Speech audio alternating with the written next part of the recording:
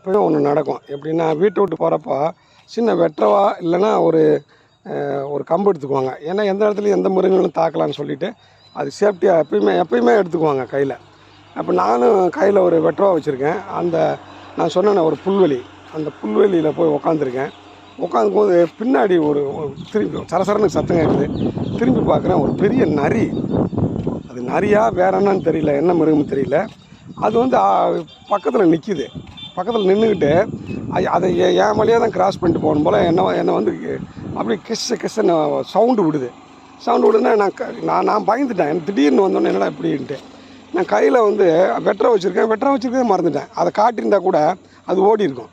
அதை நீங்கள் எழுந்து அதை காட்டி இல்லை அதை வச்சுட்டு நீங்கள் ஒரு மிரட்டுனீங்கன்னா ஓடி இருக்கும். அந்த திடீர்னு அதான் எதுவுமே திடீர்னு அட்டாக் பண்ணாலே நம்ம மூளை வேலை செய்யாது பார்த்துங்க. அதெல்லாம் இன்னும் மறக்க முடியாத நிகழ்வுகளாக நம்முடைய மனதில் நின்றுக்கிட்டு இருக்குது.